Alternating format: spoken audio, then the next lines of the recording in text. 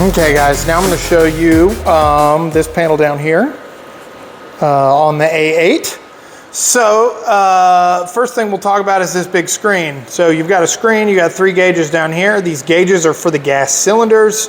Right now we've got all our emergency cylinders turned off. So the lowest line on the screen is going to match these 3 gauges there, and that's all set to 0. And then above that you've got this like line, I guess, or whatever over here. So that's indicating what's coming in off of the wall. In standby mode, you can see all those deals, and it kind of shows up like that. This is what you see before you start a case. Once you start the case, it goes into this. And if the patient is breathing on their own or whatever, it's going to show the bag reacting and the lungs reacting. So every time I squeeze this bag over here that y'all can't see me doing off camera, that is what's showing like spontaneous respirations on there. So now I'm not touching anything, and you can see it's apneic. So that's like, I guess, just kind of a fancy way to, it's alarming right now because of the continuous pressure and just no one actually breathing. But this is just kind of a fancy way to see if the patient's breathing on their own. So that's what you see during spontaneously breathing with the switch, which is just over off camera in the manual position. When you flip it to automatic, you're going to see this. So this is the kind of breathing circuit system, and this is showing the inspired tidal volumes and you know, just the differences involved with that. So this is your bellows, okay? Okay, so we're back in standby mode. Let's say I want to do a MAC case, and I want to run this high flow nasal cannula over here. So the plug-in is over here off to the side. In order to turn all this on, you got to hit the on-off button, okay? Once it's on, it lights up, and you've got 2 different controls. One, you can control the FiO2, which we probably won't use a whole lot in our practice here, but it is nice to have that as an option, to have like an oxygen blender built in. But here's what you're gonna see a lot of the time.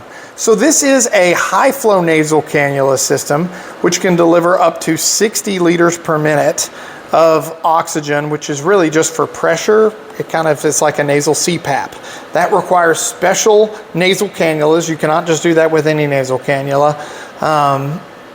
But here's kind of how you turn it on. Boom. You just turn, there's little tick marks on here. You can kind of feel it as you're turning it up. So that is how you turn the nasal cannula on. Now, this does have software acceleration built in.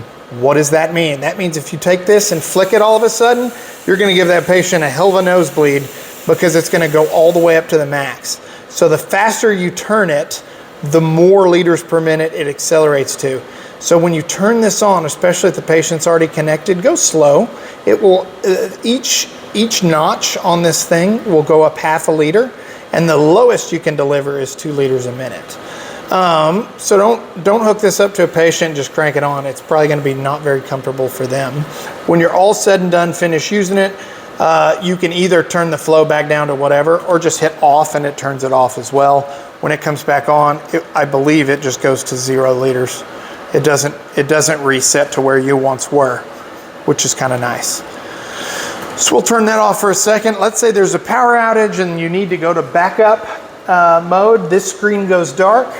Backup is right here. So it is a software enabled backup. So you are gonna, it does take a second. You can't see on the screen up here, but there's a little backup warning. So it takes a minute for this to turn on. This turns on by opening this door, okay? Once it's on, it's gonna light up right here, assuming you have power to control the light, and you've got an air and an oxygen knob. And this does not have a digital readout. This is just your flows, right? So that's 2 liters, 3 liters, all the way up to 15 liters. You can mix air in there and kind of accomplish that as well. And that's how you do that. When you're done with it, assuming you needed to use that, you can close that. It will eventually kick back into its other mode. Again, this is just if the screen isn't working, kind of your backup safety mechanism.